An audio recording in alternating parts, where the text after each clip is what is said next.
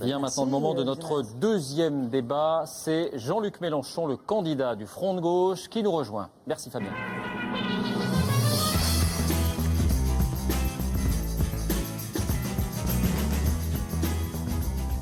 Bonsoir Jean-Luc Mélenchon, soyez le bienvenu. Bonsoir madame. Vous avez 20 minutes pour débattre. C'est vous qui commencez, Jean-Luc Mélenchon. Oui. Tout à l'heure, madame Le Pen, vous vous êtes donné à bon compte le beau rôle à propos de l'égalité entre hommes et femmes. Et ce qui nous séparera, nos deux courants, depuis toujours et pour longtemps, c'est que nous nous sentons, nous les militants de l'égalité humaine, par-delà toutes les différences. Et tout à l'heure, au hasard d'une question, vous déclarez oui, je suis pour l'égalité entre les hommes et les femmes. Mais madame, la première égalité, et vous le savez, c'est de pouvoir disposer librement de soi, de son corps.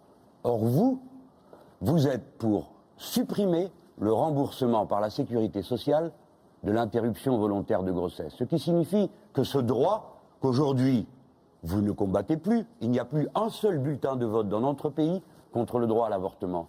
Mais vous voulez le réserver seulement à celles qui en ont les moyens. Je dénonce cette hypocrisie.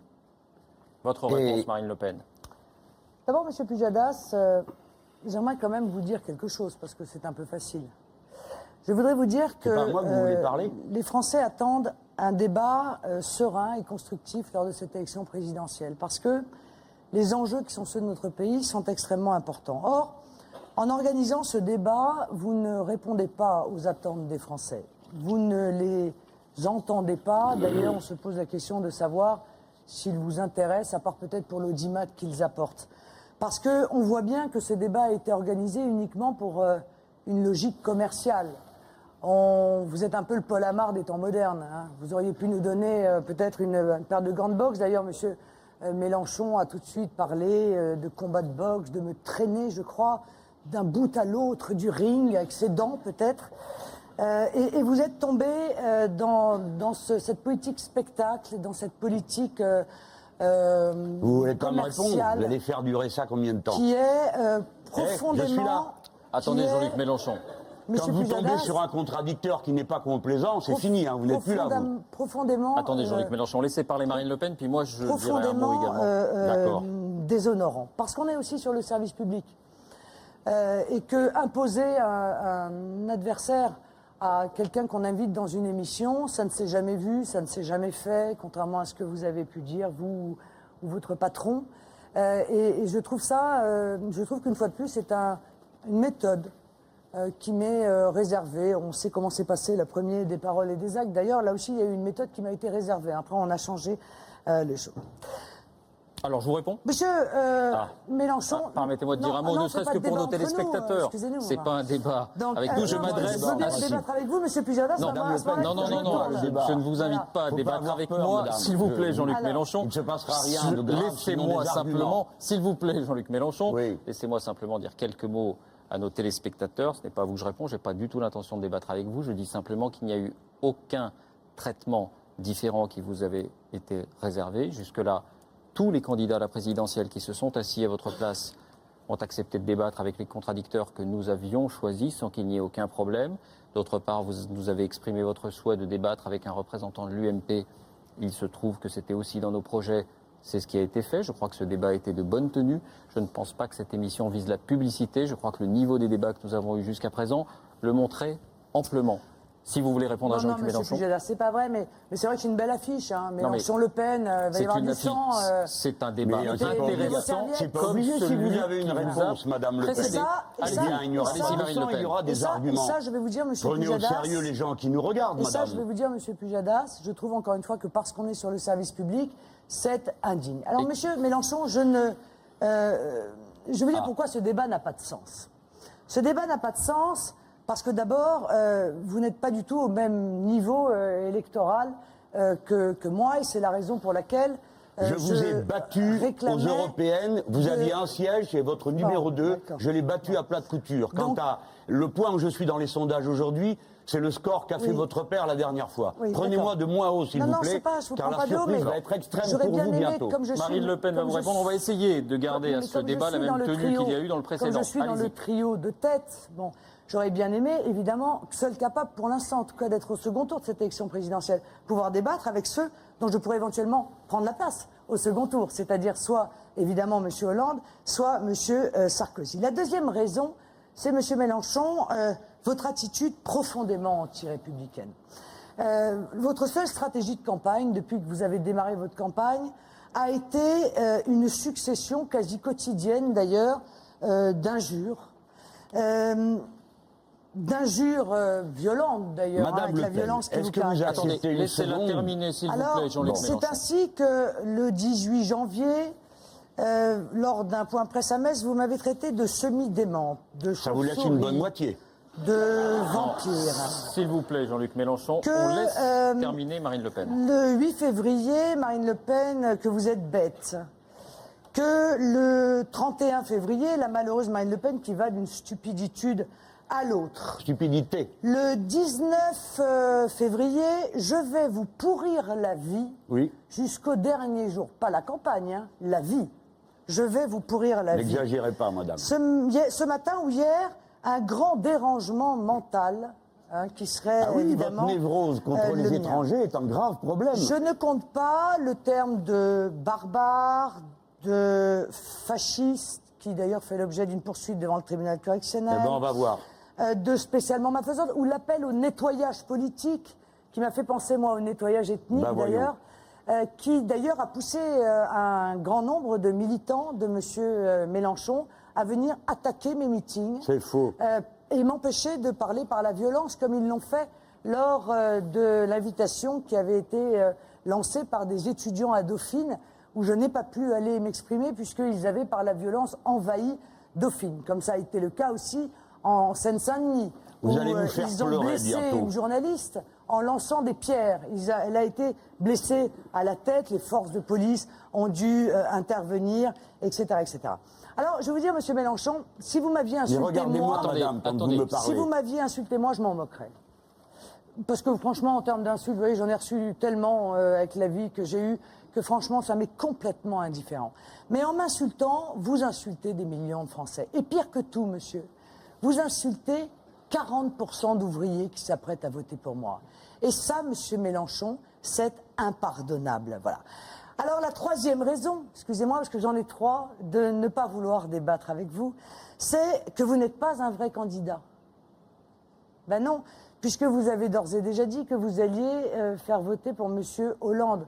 Par conséquent, moi, je débat avec des candidats à la présidentielle, pas des candidats à des postes de ministre qui vont appeler au deuxième tour à faire voter pour quelqu'un qui a dit qu'il n'y avait rien à craindre de sa politique, puisque il participait d'un mouvement qui avait libéralisé l'économie, privatisé, ouvert l'économie à la finance, aveu qui a été fait M. Hollande lors d'un article. Il est peu probable que vous convainquiez qui que ce soit en ce moment. Donc, si vous voulez, moi, comme je pense que je peux éventuellement expliquer ici, profiter de cette invitation qui m'est faite, d'expliquer pourquoi vous êtes une imposture dans cette élection, mais je ne débattrai pas avec vous parce qu'il n'y a pas... Ou est-ce que vous n'êtes pas en état de contrôler le débat? Parce qu'il n'y a pas de débat républicain. Peut-être c'est ce que vous appelez un débat, monsieur. Calme, Marine Le Pen termine et vous allez parler.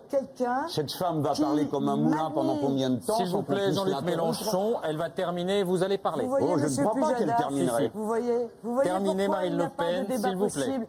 Avec M. Mais madame, Mélenchon, pour qu'il y ait un débat, il faudrait que vous arrêtiez de parler, sinon on n'entend que vous. Je suis heureuse que les téléspectateurs, qui déjà n'étaient pas dupes de la capacité de M. Mélenchon à débattre, puissent avoir l'aveu d'un comportement que je considère comme juste inadmissible à l'égard des Français. Jean-Luc Mélenchon. Ça y est? Vous n'avez pas autre chose de plus à rajouter sur le sujet? Moi, je vous ai posé une question concrète, madame. Votre mépris me laisse indifférent. Vous ne m'impressionnez d'aucune manière et j'ai en effet l'intention de combattre votre infâme parti et votre infâme politique partout où je le pourrai. Voyez-vous, je vous ai posé une question, mais vous ne me répondez pas. Parce que vous êtes une double hypocrite. Premièrement, vous réservez l'interruption volontaire de grossesse uniquement à ceux qui peuvent payer. Mais deuxièmement, vous n'osez pas dire que dorénavant, vous avez fini par comprendre que cette interruption volontaire de grossesse, plus personne ne s'y oppose, alors que pendant 38 ans, le Front National nous a fait la guerre sur ce sujet. Et maintenant, je vais vous montrer qu'en dépit des apparences, non pas avec mes mots, mais avec les vôtres, vous dites une chose et vous en faites une autre. Sur la question de l'égalité homme-femme, je ne vous lâcherai pas, car vous êtes une illusion et une imposture. Voici ce que vos amis ont présenté comme amendement au budget du Conseil régional du Rhône. Sur les plans physiques, émotionnels ou intellectuels, les hommes et les femmes ne peuvent pas être égaux. Alors, madame, vous condamnez ces propos, je suis sûr, après ce que vous avez dit tout à l'heure. Et d'ailleurs, vous-même, lorsque vous siégez au Parlement européen, vous votez contre les textes qui réclament l'égalité entre les hommes et les femmes. Et pas plus tard que le vote qui a eu lieu, les députés du Front National, au mois de février, ont voté contre la phrase suivante. La violation des droits des femmes en matière de santé sexuelle et génétique est une violation des droits de l'homme. Vous avez voté contre. Vous voyez, voici un exemple, pas vos grandes phrases, vos grands numéros et vos postures, des choses concrètes. Au moment où il faut prendre une décision, vous ne prenez pas la décision pour l'égalité. Vous prenez la décision pour l'inégalité. Voilà ce que vous êtes, sur tous les sujets. Et oui, vous avez en face de vous une force qui est sans concession, le Front de gauche. Et n'utiliseront pas des mots fleuris pour vous attaquer. Madame, si vous voulez me donner des leçons de maintien en tant que candidat à l'élection présidentielle, je vais vous dire une chose. Vous auriez dû, dimanche dernier, vous lever et sortir contre l'infâme président de votre parti a osé citer Robert Brasillac, parce que le poème qu'il a cité était celui d'un collabo et d'un homme qui a osé dire qu'il fallait ramasser en bloc les juifs et leurs petits. Vous auriez dû vous lever et sortir, parce qu'en France, on ne parle pas comme ça. Et un collabo, quoi qu'il ait écrit, reste un collabo et un assassin. Voilà, madame, ce que vous auriez dû faire. Alors après, le reste, semi-démente qui vous laisse quand même une bonne moitié, ce n'est rien à côté de ça. Alors on va prendre les choses dans l'ordre si vous voulez. L'avortement. Non mais M. Pujadas, j'ai expliqué que je ne débattrai pas avec M. Mélenchon. Alors qu'est-ce que vous faites là? Ou alors peut-être... Attendez, laissez-la parler. C'est un petit peu mon émission. Eh bien alors parlez avec moi, je suis en face de vous. Deux conditions. Alors, allez, M. Mélenchon va faire quelque chose, parce que, après tout... Si, allez, on va parler du salaire parental. À deux conditions. Si, M. Mélenchon, vous présentez aujourd'hui vos excuses aux Français, aux millions de Français qui votent pour moi... À quelqu'un qui applaudit à tout rompre Robert Brasillac, vous pouvez attendre toute la nuit. Et aux 40% d'ouvriers que vous avez insultés. Là, peut-être je débattrai avec vous. Ou alors...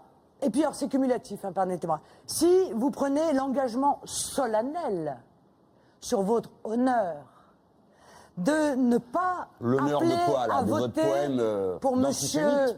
Hollande au deuxième tour de l'élection présidentielle. Ah, madame, mais je vais vous expliquer quelque chose qui concerne vos 40% de prétendus ouvriers. Figurez-vous que toutes les statistiques montrent que la moitié d'entre eux votent pour le candidat de gauche le mieux placé au deuxième tour. Par conséquent, vous n'avez pas de reproche à me faire. Mais je vais vous dire une bonne chose. Nous, les gens de gauche, depuis un siècle et demi, au deuxième tour, quel que soit celui qui arrive devant, tous les autres se désistent pour lui. Par conséquent, si c'est moi, Hollande se désistera pour moi. Si c'est Poutou, nous nous désisterons pour Poutou. Si c'est Joly, nous désisterons pour Joly. Et croyez-moi, il n'y aura jamais une faille entre nous pour vous mettre la pilée que vous méritez.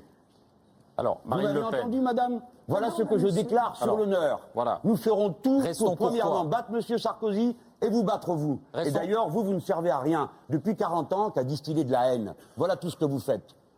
Voilà la seule utilité. Regardez-moi quand je vous parle, madame. Vous pouvez tout de même accepter ça. Vous n'êtes pas un vrai candidat, monsieur. Donc, je ne suis pas un vrai candidat. Vous voyez le mépris. Regardez le mépris. Vous allez madame, c'est dans les urnes qu'on va voir qui est le vrai candidat.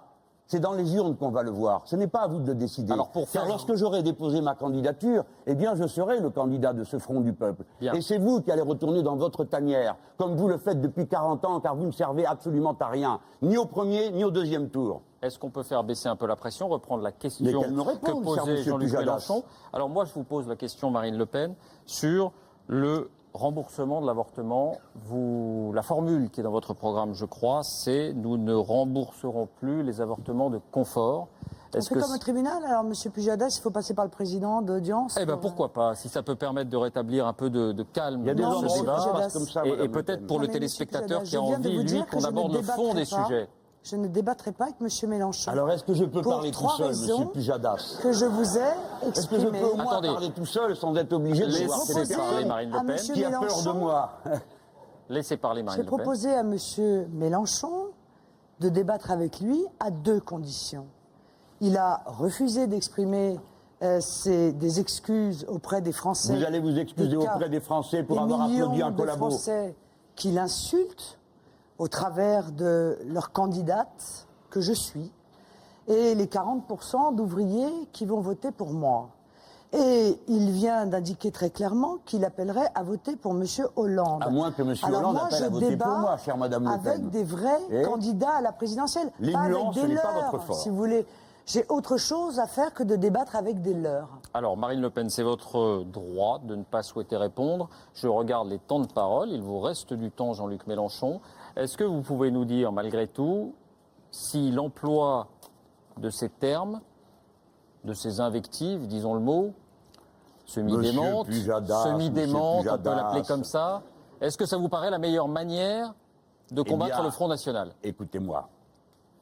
Mes explications, je les donne dans mes meetings. On sort un mot, je m'explique longuement sur le programme de Madame Le Pen. Et au fil de mes démonstrations, je caractérise ce qu'elle est et ce qu'elle dit. Cette obsession dont vous avez eu tout à l'heure encore une démonstration à propos des étrangers, qui l'a conduit à dire une sottise aussi considérable que celle qui consiste à dire qu'on va refuser l'aide médicale d'État aux étrangers.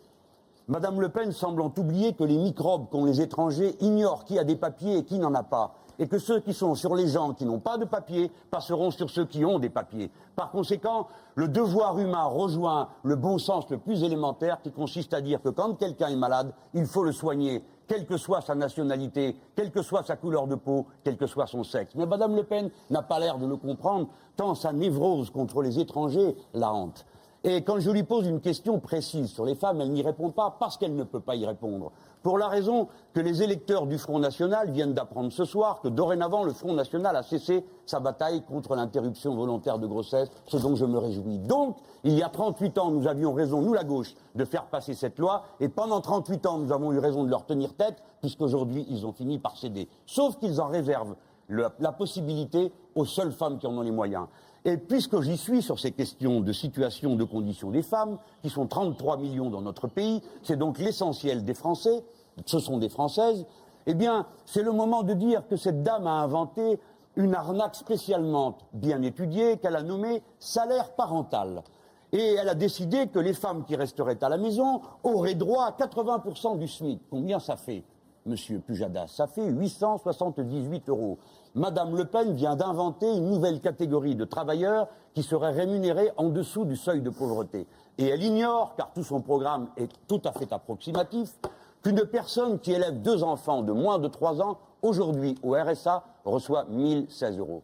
Autrement dit, cette dame a inventé quelque chose qui, sous prétexte de renvoyer les femmes à la maison, c'est à quoi nous sommes totalement opposés, en plus les arnaques. Et vous l'avez entendu tout au long de la campagne, sitôt qu'elle tombe sur quelqu'un qui est en état de lui résister, de lui montrer que ce qu'elle raconte, ce ne sont que des fumées dangereuses, stimulatrices de haine, alors elle joue avec ses papiers, comme elle est en train de le faire en ce moment. Elle regarde ailleurs parce qu'elle a peur. Et elle a bien raison. On va demander à Marine Le Pen si elle souhaite tout de même s'exprimer sur le salaire parental.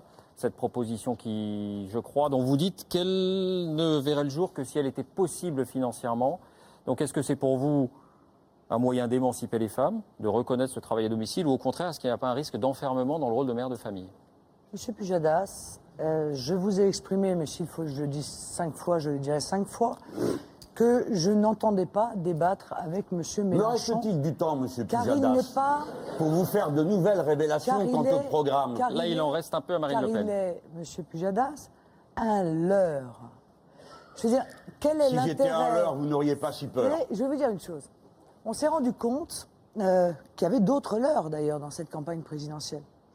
Il y a des leurres qui abandonnent avant. Hein, c'est le cas de tous les candidats suscités par Nicolas Sarkozy et qui, sur ordre, abandonnent leur candidature parce que Nicolas Sarkozy est en danger et donc ils l'abandonnent à la demande de Nicolas Sarkozy. C'est M. Borloo, c'est M. Nious, c'est Mme Boutin, c'est M. Morin. Bon, M. Sarkozy lui-même qui est d'accord avec vous sur l'essentiel. C'est ce qu'on appelle des leurres. Bon. Et puis, il y a les leurres qui sont censés servir à tromper une partie de l'électorat pour rapporter docilement, en réalité, aux candidats au second tour les voix. Et ça, c'est le rôle de M. Mélenchon. Or, je ne peux pas discuter avec un leurre.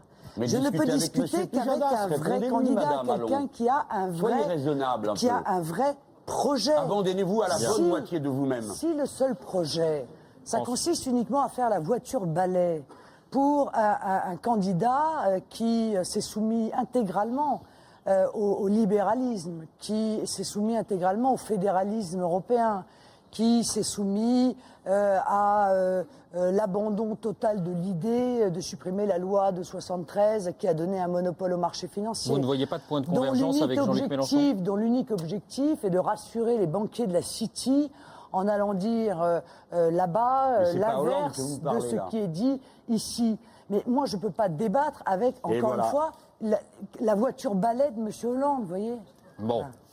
Jean-Luc Mélenchon, il vous reste quelques minutes, donc c'est à vous. Mais c'est parfait.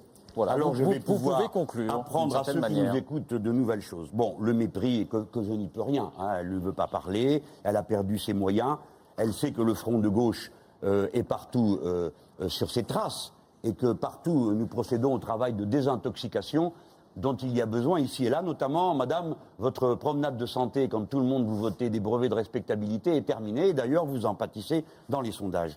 Et il reste maintenant à entendre, à ceux qui nous écoutent, qu'après avoir inventé un salaire parental qui est une arnaque, refuser le remboursement de l'IVG, madame Le Pen est également l'inventrice d'un mot qui est, comme elle le fait d'habitude, c'est très habile, elle appelle ça l'adoption prénatale, ce qui, en termes plus ordinaires, s'appelle les mères porteuses.